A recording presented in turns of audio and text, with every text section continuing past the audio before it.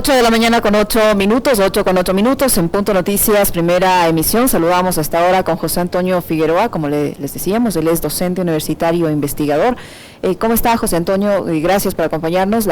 Estamos con usted, Alexis Moncayo, quien le habla, Licenia Espinel. Usted ha escuchado en nuestra introducción las declaraciones que hizo el presidente de la República, Guillermo Lasso. Esa es la concepción que él tiene de la importancia, entendería yo, de la educación superior. Prefiere que un estudiante tenga notas mediocres en una universidad, sentado en un banco en una universidad, a que esté en las calles involucrándose con temas de drogas y etcétera. ¿Qué decir de estas declaraciones? Él ha asegurado también que a mediados del mes de julio se presentará una reforma a la Ley de Educación Superior que entendería yo va a tener aportes de los rectores de las principales universidades del país que buscan darle, entre comillas, libertad a la universidad y libertad a los estudiantes. ¿Cómo tomar estos conceptos? Buenos días. Muy buenos días.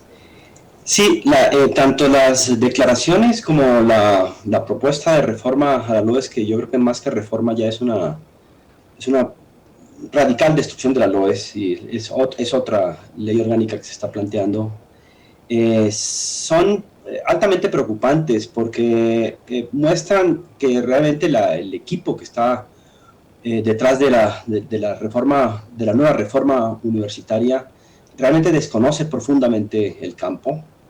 No es posible que se piense en ese Twitter enviado por el presidente de que todos los problemas del país se van a resolver en un aula universitaria.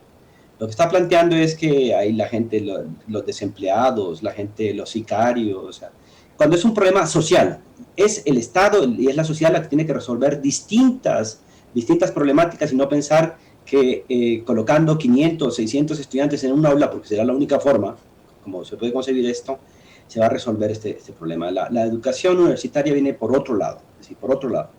Y efectivamente creo que la propuesta de reforma de la LOES está muy en consonancia efectivamente con este Twitter del presidente, y básicamente se está tratando como de causar un atentado, o sea, transformar lo que fueron las grandes conquistas y derechos que se consiguieron con la Ley Orgánica de Educación Superior, en la que, bueno, creo que hay que tener en cuenta básicamente como que dos temas que fueron fundamentales para la Ley Orgánica de Educación Superior: es el concepto de pertinencia.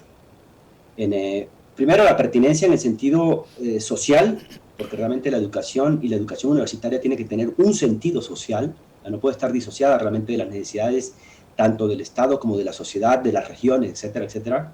Pero también hay otro tema que tiene que ver con el tema de la pertinencia, y es la pertinencia académica.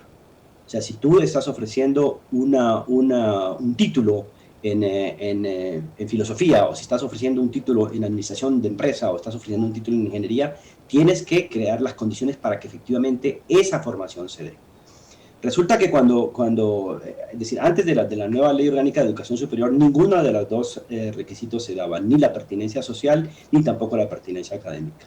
Solamente por poner un ejemplo, antes de la LOES nueva, uno se encontró con un escenario terrible. Por ejemplo, estaba de moda eso de hacerse administrador de empresa, y las universidades eran unas fábricas productoras de administradores de empresa, pero no había ni siquiera empresa que administrar. Entonces nos encontrábamos con la triste realidad de que muchos de los egresados, o sea, con título de administradores de empresa, terminaban manejando taxis, y esa es la realidad, ¿sí? Nos encontrábamos también con que había problemas incluso también bastante delicados en el título terminal, en la terminación de la... y eso fue, digamos, esos dos problemas de la pertinencia social y la pertinencia académica plantearon también lo que son obligaciones y derechos, plantearon la necesidad de que el Estado efectivamente asumiera la obligación. Incluso hay una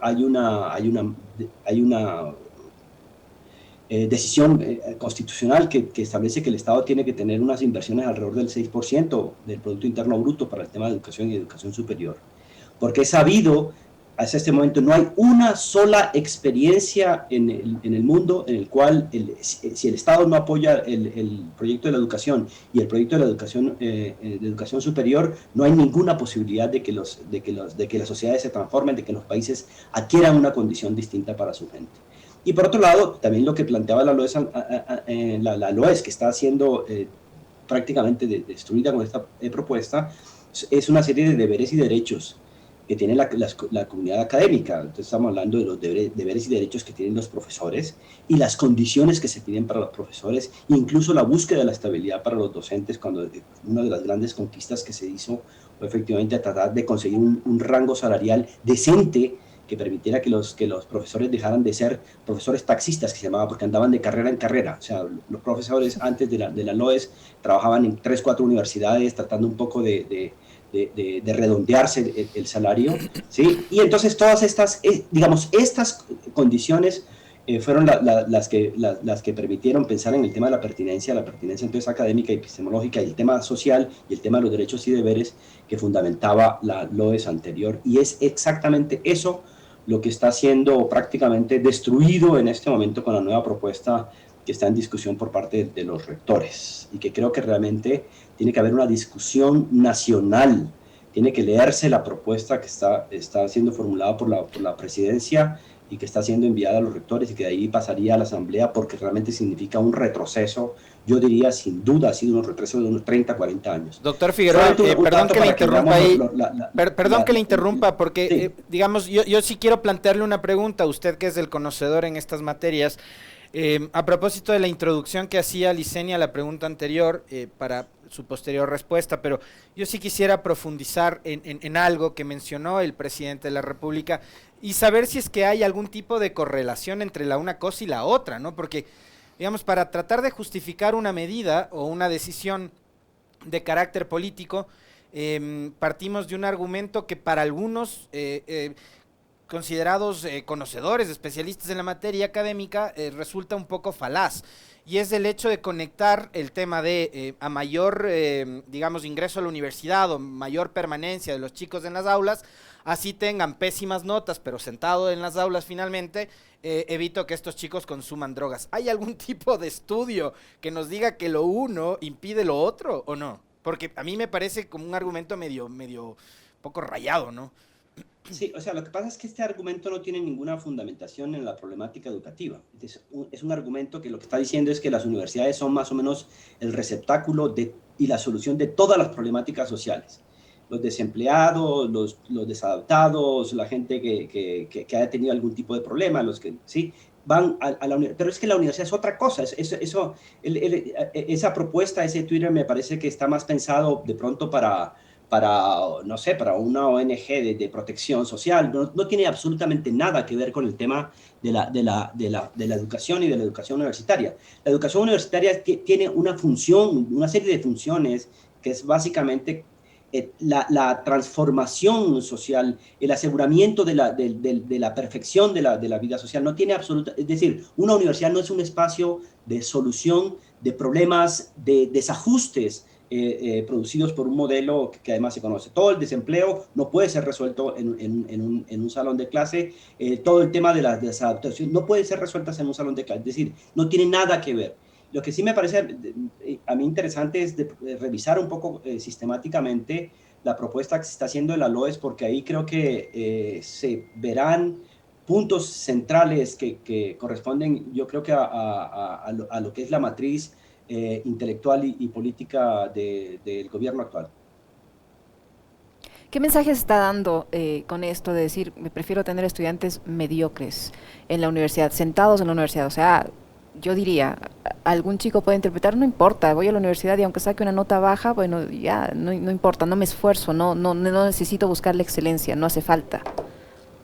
Sí, a ver, en la propuesta que se ha enviado, que están discutiendo los rectores, todo lo que tiene que ver con la calidad y la excelencia desaparece. Es decir, deja de ser realmente uno de los objetivos de la formación, pensando en lo que son los perfiles de egreso. Desaparece, pero junto al tema de la calidad van desapareciendo varias cosas. Por ejemplo, en la nueva propuesta desaparece toda una serie de reconocimientos que había para pueblos y nacionalidades. Todo lo que tiene que ver, por ejemplo, con educación intercultural, esos mecanismos que fueron pensados para que haya una inserción democrática de gente que ha sido tradicionalmente excluida del tema educativo, está absolutamente marginado. Entonces, por ejemplo, todo lo que tiene que ver con las políticas para discapacidades, por ejemplo, también desaparece. Hay una desarticulación ya de la propuesta de la LOES con lo que tiene que ver con el tema del buen vivir, porque tiene que haber una articulación efectivamente entre el tema de la formación universitaria con las aspiraciones sociales. A las universidades privadas se les están dando una serie de privilegios, por ejemplo, ya no tendrán cogobierno como un tema obligatorio, sino que es opcional. Entonces, las universidades privadas pueden o no realmente hacer este tema que es un tema mandatorio, que la participación de todos los estamentos dentro del gobierno de la universidad. Hay una desconexión, por ejemplo, con el tema de Proyecto Nacional, con el Plan Nacional de Desarrollo. Se desarticula totalmente, no tiene nada que ver. A las universidades privadas se le da, por ejemplo, la posibilidad de que hagan lo que quieran con sus patrimonios, lo cual es un tema bastante grave, y tampoco tienen la obligación las universidades de rendir cuentas, por ejemplo, de sus procedimientos. Hay un proceso de exclusión de cuotas para sectores que han sido marginados y para minorías. No se toma en cuenta, por ejemplo, a la gente que viene de las nacionalidades y pueblos, o por ejemplo la gente que viene con aptitudes deportivas. Eso no es considerado absolutamente para nada. El tema de los exámenes de nivelación también son excluidos. Y no solamente los exámenes de nivelación, sino que también habían una serie de exámenes de egreso que garantizaban que profesiones que son fundamentales y que además tienen un alto riesgo, pensemos en el tema de ingenierías, de puentes, pensemos en los médicos, había una serie de exámenes de habilitación profesional y son totalmente ya sacados de la Ley Orgánica de Educación Superior. ¿Sí?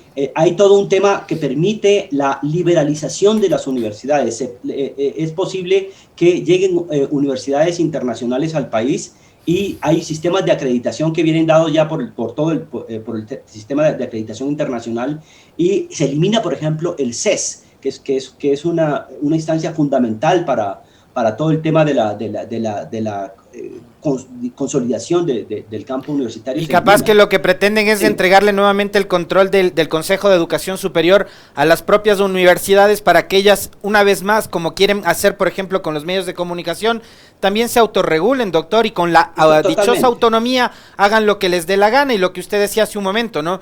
Vamos a dar paso a la creación de nuevas carreras, ingeniería en hacer memes o en nuevas formas de hacer colada morada, etcétera, etcétera. Abrimos extensiones en todo el país y hacemos, y digamos, y experimentamos lo que usted hace un rato mencionaba, que me parece que es sumamente peligroso, que es retroceder al menos 30 años, y van a generar una generación de personas carentes de todo tipo de conocimientos. Sí, es decir, esta nueva propuesta de LOES es terriblemente compleja. Hay un artículo que a mí, por ejemplo, me preocupa especialmente. Bueno, hay varios artículos que son terriblemente preocupantes. El artículo 126 se sustituye por un artículo 110, donde prohíbe la creación de nuevas universidades apoyadas con financiamiento fiscal, ¿sí? Tanto públicas como privadas, lo que significa que la única posibilidad de abrir nuevas universidades en este país es con fondos privados. Entonces está realmente maniatando totalmente la posibilidad de crecimiento de las universidades públicas, y está permitiendo efectivamente la entrada de universidades privadas. Y eso doctor, va a tener en el mediano plazo, en el largo plazo, no sé, va a estar directamente relacionado con problemas de acceso a la gente que no tiene los recursos económicos para ingresar a estas universidades bajo control privado. Total. Lo que se está planteando en esta nueva Ley Orgánica de Educación Superior es incluso, yo me imagino que, es decir, tratando de materializar este proyecto, universidades públicas que ya no podrán crecer, porque está prohibido por la LOES abrir nuevas universidades públicas llenas de salones con 500, 600 estudiantes trabajando vía Zoom, supongo yo, pongámosle así, universidades privadas que abrirán además con un amparo internacional seguramente, y universidades en las cuales porque además esta nueva propuesta establece una diferencia entre universidades de investigación y universidades de docencia. Entonces, una universidad de docencia, ¿qué significaría en este concepto? Que solamente se dedican a dar clases. Entonces serán profesores que dictarán 40 horas de clase, 35 horas de clase, ¿no? Con 500 estudiantes y cero investigación, pero está demostrado que no hay una sola experiencia universitaria en la cual se disocia la educación con la investigación. Incluso el propio campo educativo, el mismo salón es un espacio de investigación. Entonces, realmente lo que hay al diferenciar es este tema de las universidades de investigación con universidades de educación, es básicamente que están haciendo una división en la cual unas universidades tendrán que recibir absolutamente a todo el mundo con unas pérdidas de derechos, y habrán universidades absolutamente de prestigio insertadas dentro de las dinámicas internacionales. Y así tendremos, por ejemplo, un montón de abogados o un montón de periodistas desempleados, doctor. Y sí, recibo un mensaje de Isabel Ramos, que también es docente universitaria, y me dice, lo que buscan en este caso, como modelos anteriores aplicados en otros países, como en la Argentina de Menem, es convertir estos centros de educación en guarderías para grandes.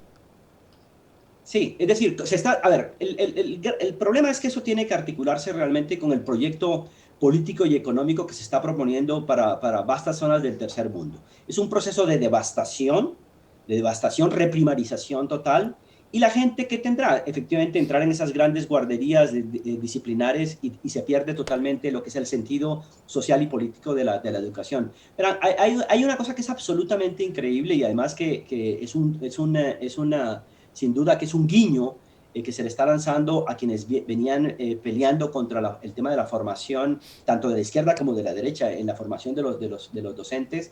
En este momento la nueva LOES establece una diferencia entre lo que son los profesores principales, que serán los únicos a los que se les pide PhD, y aparecen los profesores agregados y auxiliares, los cuales pueden ser profesores con tercer nivel. Significaría esto entonces que un licenciado saldría de la licenciatura e inmediatamente puede convertirse en docente. Esto es una falta de respeto realmente al tema de la formación universitaria. No es porque haya que hacer una apología a todo el tema de la titulitis como se estableció, sino porque la carrera universitaria es realmente una carrera que toma mucho tiempo. No es solamente que sales como licenciado e inmediatamente te insertas dentro del sistema universitario como profesor, sino que requiere realmente un proceso de formación que defina cuál es tu perfil profesional y qué es lo que efectivamente vas a enseñar. Eso, por ejemplo, ha sido otra cosa que es increíble porque además aparece con un nivel de seducción para mucha gente, ¿sí? Porque podría decir fácilmente te puedes convertir en profesor universitario, pero eso significa además que va a haber un retroceso, evidentemente, no solamente en términos salariales, sino de la cantidad, de la calidad del mismo trabajo. Por ejemplo, también con esta nueva ley se anulan todo lo que tiene que ver con los años sabáticos. Es un tema fundamental. Un profesor que está dando clases y que está investigando necesita cierto tiempo para dedicarse a reestructurar todo lo que ha venido haciendo, para publicar, y esos son 2 años sabáticos. Daría la impresión de que fuera como una especie de concesión gratuita. Se elimina, por ejemplo, todo el tema de la capacitación permanente, que es un tema fundamental para que los docentes estén retroalimentándose con sus estudiantes. No es factible que un profesor tenga un conocimiento y que esté dándolo durante 30 años sin actualización, sino que es obligatorio realmente que el sistema ofrezca condiciones para que los docentes tengan una actualización y distribuyan ese conocimiento. Entonces, realmente el panorama es un panorama muy complejo, es un retroceso increíble, y yo estoy viendo eso además articulado con un proyecto que es el de la desindustrialización del país, del desmonte, de la reprimarización del país, y yo creo que eso tiene que ser debatido muy en serio. Estamos a las puertas, doctor Figueroa, usted decía que de un retroceso de 30 años y a las puertas de una privatización prácticamente absoluta de la educación superior, porque si las universidades públicas ya no pueden crecer más, ya no van a poder ofrecer más de lo que están dando actualmente, entonces quienes van a tener que dar los cupos solo son las privadas. Entonces va a tener que estudiar o sacar una nota mediocre o no, que tiene para pagarse una universidad privada y punto. Sí, aquí hay un problema que tiene que ver de una u otra forma con los candados que la Constitución plantea, aunque me parece que hay unas interpretaciones absolutamente atrevidas de la Constitución. Yo tengo la impresión que, bueno, digamos, en la misma propuesta se toman como modelo de educativo el caso de Chile y el caso de Colombia, lo cual no es gratuito, y no solamente que no es gratuito, sino que es absolutamente problemático, porque si una de las razones por las cuales hay en este momento una huelga de prácticamente un paro nacional de 3 meses en el caso de Colombia, y Chile es una sociedad absolutamente movilizada durante los últimos años, es básicamente por el sistema, por el concepto de educación superior que se ha implementado ahí, que es un concepto en el que básicamente es una educación privatizada, en la cual los estudiantes terminan realmente endeudándose y terminan pagando durante 10 años lo que le costó esa formación. Ahora, aquí hay unos candados constitucionales que evitan todavía eso, pero también ha habido el presidente lo dijo muy claramente, yo respetaré lo que diga la Constitución hasta que ésta esté, porque realmente también puede haber un llamado a un cambio constitucional y permitiría una apertura absolutamente total, y se irían rompiendo estos candados que la Constitución de una u otra forma establece. Entonces, pero efectivamente lo que está en mira de esto es privilegiar las universidades de élite, aceptan el aparecimiento de universidades garajes de tipo privada, y hay una masificación y una mediocritización total de la educación pública. Yo quisiera decirles un dato. En la Universidad Central, por ejemplo, donde yo trabajo, es una universidad que ha tenido un cambio brutal en el sentido realmente de cómo hay un sentir académico, hay una apropiación de la mayoría de los docentes por el tema de la docencia y la investigación, y eso los resultados están ahí. La Universidad Central hoy aparece dentro del ranking de las mejores universidades del mundo, una cosa que pude constatar hace 15 días que vi esto. Y esto no es un tema gratuito, ese es el resultado justamente de una ley orgánica de educación superior, de una constitución que establecía entonces lo que son deberes y derechos y los compromisos del Estado para que la educación tuviera efectivamente el sentido que tiene, que es ese tema de la pertinencia a la que hacía referencia al principio. Queremos agradecerle, doctor, por el tiempo que nos ha permitido conversar con usted, hablando de la educación superior y los retos que enfrenta el país en esta materia. José Antonio Figueroa, docente universitario investigador que ha estado con nosotros. Muchísimas gracias, doctor Figueroa. Muy amable, doctor. Muchísimas gracias a ustedes. Un fuerte abrazo.